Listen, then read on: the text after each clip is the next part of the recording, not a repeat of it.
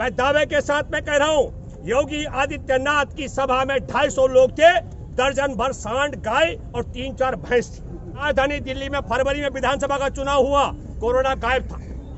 बिहार में विधानसभा का चुनाव, कोरोना गायब। मध्य प्रदेश के उपचुनाव हुए, विधानसभा के कोरोना गायब। हैदराबाद में निगम के चुनाव हुए, कोरोना गायब। गुजरात के निगम के चुनाव हुए, कोरोना गायब। कश्मीर में चुनाव हुए, कोरोना गायब। अब बंगाल में चुनाव हो रहे, कोरोना गायब।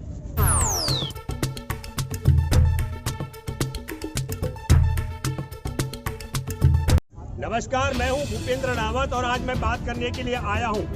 114 दिन हो चुके हैं किसान आंदोलन को। 300 से ज्यादा किसानों की शहादत हो गई और आप सब लोगों ने देखा, एक बार भी आह शब्द नहीं निकला हमारे देश के प्रधानमंत्री के मुख से। हमारे देश का खेल भी आपको समझना पड़ेगा। हल्ला है पश्चिम बंगाल के चुनाव का, और खेल क्या हो रहा है?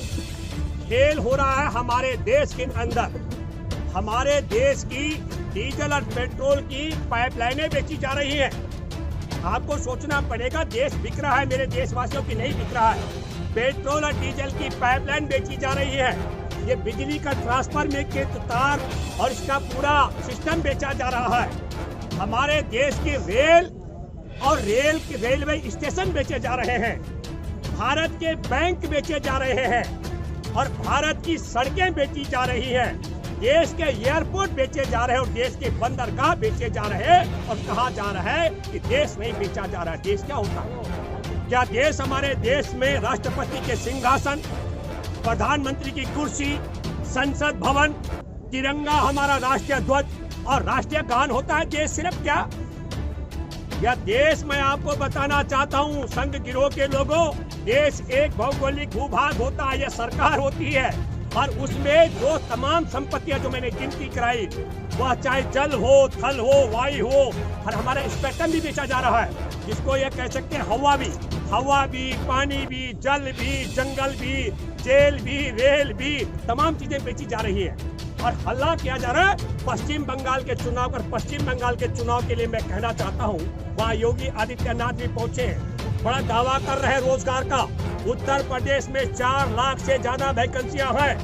भाजपा का शासन है। एक और दुशासन है बिहार का, 3,60,000 सरकारी वैकेंसियां खाली पड़ी हुई है और 66,000 वैकेंसियां हैं पश्चिम बंगाल की सरकारी खाली। क्योंकि पश्चिम बंगाल कभी भी सांप्रदायिक शक्ति आरएसएस के साथ नहीं रहा, वो उसका इतिहास है। और वो क्या रहा है?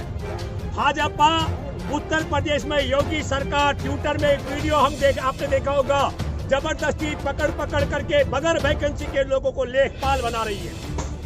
और जब ट्रोल हो रहे हैं तो योगी उसका डिलीट करते हैं वीडियो, और योगी के बनाए हुए लेखपाल देश छोड़ के नेपाल भाग रहे हैं। आपको रोचक बात बता रहा हूँ, बगैर वैकेंसी के योगी राज में लेखपाल बनाए जा रहे हैं। ये लेखपाल बनाए जा रहे हैं, वो वीडियो डाल करके योगी आदित्यनाथ अपने ट्विटर पे दुनिया को बता रहे हैं। और जब उसको, जो पिछले 2016 के बाद से कभी वैकेंसी नहीं निकली लेखपाल की, वो ट्रोल कर रहे हैं, तो भारत के लेखपाल देश छोड़ के नेपाल भाग रहे हैं। उसमें से एक पकड़ में, उसका नाम है दुर्गेश पाठक। और दूसरी बात मैं कहना चाहता हूँ, पश्चिम बंगाल जहाँ बहुत बड़ा गोदी मीडिया हुआ खड़ा कर रहा है कि वहाँ भाजपा आने वाली है, वहाँ पर उम्मीदवार नहीं मिल रहे, तो वहाँ जिनको उम्मीदवार बना रहे हैं, वहाँ से उम्मीदवार भाग रहे हैं और भारत में लेखपाल भाग रहे हैं। ये बात मैं इसलिए आपको कहना चाहता हूँ, शिखा मित्रा और एक तरुण शाह, दो ऐसे उम्मीदवार भाजपा ने अपनी सूची में बनाए, जिन्होंने कहा हम तो भाजपा के कार्यकर्ता तक नहीं हैं। मैंने पहले दावा किया था इसी किसान आंदोलन में और गाजीपुर में, मैंने कहा था भारतीय जनता पार्टी को पश्चिम बंगाल में उम्मीदवार नहीं मिल रहे हैं। तब कईयों ने मेरी बात हल्के में ली थी, लेकिन शिखा मित्रा और तरुण शाह ने पोल खोल कर दी और प्रमाणिक हो गई। भूपेंद्र रावत ने ठीक बात कही थी। मैं दूसरा जिक्र करना चाहता हूँ, जिन लोगों को इनका एम्बेसडर है, ब्रांड एम्बेसडर, सबसे बड़े झूठ बोलने वाले भारत के प्रधानमंत्री नरेंद्र मोदी, अमित शाह और योगी आदित्यनाथ, और मैं दावे के साथ में कह रहा हूँ बंगाल के मतदाता इनको देखने नहीं आ रहे, इनको सुनने नहीं आ रहे। जब इनको कोई देखने नहीं आ रहा, सुनने नहीं आ रहा है, जिसको उम्मीदवार बना रहे हैं वो टिकटों पर ठोकर मार रहा है, तो वोट कहां जाएगा? जो भीड़ आपको दिख रही है पुरुलिया में, मैं दावे के साथ मैं कह रहा हूँ, योगी आदित्यनाथ की सभा में 250 लोग थे, दर्जन भर सांड, गाय और 3-4 भैंस। मैं आपको बताना चाहता हूँ, झाड़ग्राम में अमित शाह की रैली की तैयारी के लिए 5 करोड़ रुपए खर्च हुए और 1200 लोग थे। अमित शाह ने कहा मेरा उड़न खटोला, मेरा जहाज क्रैश हो गया। आप में से किसी ने देखा अमित शाह का कहीं दुर्घटनाग्रस्त जहाज हुआ हो? ये झूठी बात। और तीसरी बात, ब्रिगेड ग्राउंड में मैं दावे के साथ कह सकता हूँ, GTV का सुधीर चौधरी तिहाड़ी, उससे बड़ा धर्मपुत्र नरेंद्र मोदी का कोई और हो नहीं सकता। उसने दावा किया कि देखो 2-2 गज की दूरी रखी हुई है और प्रधानमंत्री ने कहा कि कोरोना हो जाएगा। और मैं आखिरी बात आपसे कहना चाहता हूं, जब जब भाजपा के अपने कायदे कानून अपने लाभ के लिए होता है, आपने देखा बिहार चुनाव से पहले कोरोना बहुत था, तो मैं आपके माध्यम से क्योंकि कोरोना की बहुत हवा खड़ी की जा रही है, राजधानी दिल्ली में फरवरी में विधानसभा का चुनाव हुआ, कोरोना गायब था। बिहार में विधानसभा का चुनाव, कोरोना गायब। मध्य प्रदेश के उपचुनाव हुए, विधानसभा के, कोरोना गायब। हैदराबाद में निगम के चुनाव हुए, कोरोना गायब। गुजरात के निगम के चुनाव हुए, कोरोना गायब। कश्मीर में चुनाव हुए, कोरोना गायब। अब बंगाल में चुनाव हो रहे, कोरोना गायब।